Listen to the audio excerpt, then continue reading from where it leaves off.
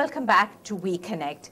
Now let's ask you about whether in your very busy schedule there's time for other things. I mean, is there time for family? Do you manage to squeeze out some time for your little son as well? Yes, I do, but then why is it always that women politicians, Need to. No, I'm talking about generally all women. We always have to find time for families as well, unfortunately. You should be actually asking my son this question, whether he feels that I manage to give him enough time, but I think I try my best. Mm-hmm. But apart from that, I mean, my days and my life is not that planned, so it's quite flexible and I do a lot of things. I do manage to do things I want to do. And the poet part of you, where does that come in? I know it's been there, it's in your genes, of course, but where does that come in here? I mean, I've been very passionate about words, about language. I mean, it's not, it's Tamil or English, not that. Mm-hmm. The power of the word and how it communicates and the layers with which it comes. You know, every word has a history. It's got so many layers around it. I mean, that's something so beautiful, and I think poetry is the best way to, you know, go into it and find out, you know, what the word actually means, the power of that particular word. And I think the best way I can express myself is poetry, and I don't think I can move away from that. But I've never been the kind of poet who will write every day. I write when I feel like, and so that it hasn't really affected, politics hasn't affected what I write. Right. Let me take that a little forward. I mean, your father sees you as his literary heir.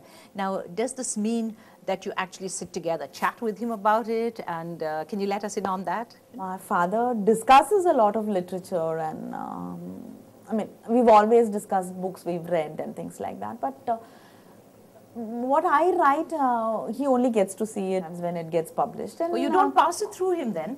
No. That's very interesting. That's good, because you don't see him as a chief minister. You see him as just plain dad, I'll bet. Yeah, of course. Right? Okay. At home, how much of talk is politics related?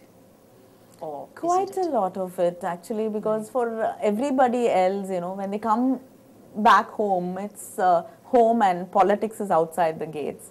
For me, it is the minute I step into my house, it is politics. So I think it's part of family. Like, you don't even actually think of a politician in the DMK. You know, right. Some of the senior leaders are part of family. Right. So it's not like, it is politics at home. It's not, most of our conversations, quite a lot of our conversations are politics, and it's to be expected, I bet. Yeah, and it's part of our life. I mean, I right. can't really think of it without it. Right. I'd love to see more women politicians. Do you think that that will ever happen? I mean, I'd like to see lots of women politicians all over the place. It should happen. It's not easy. It's easy for people like me with the political background. I mean, you are protected in many ways. But I think it will hurt for the first few. In so many ways, because it's a new space a woman is creating for herself, and of course they have specialized weapons to throw against women, and it will happen. But I think we have to learn to take it and along with it, and you know, just brush it aside and keep going. And I'm sure there will be more women politicians, but I think you should be prepared when you get into politics. You should be prepared to take that initial pain. Right. What's the way we can actually be, you know, persuading women to get into this political arena? I mean, there's got to be a way, surely. I think every women politician, at least, should make an effort to reach out to the next crop of women who come in, to protect them in whatever way we can, and to reach out them and to encourage them. More than that, I think when it's a women's issue, I think women politicians across parties should come together. I mean, just because your party stand is different, you cannot, you know, talk against an issue which will go against women. Right.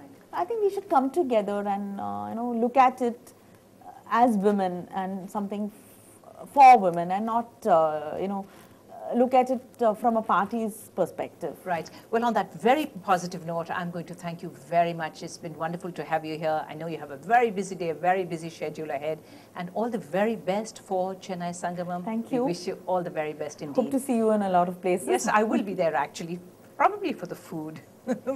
Well, that's all we have for you on We Connect. Remember that NDTV Hindu is your channel, and if you'd like to be in touch with us, we'd love to hear from you. Just call us 99413 2222.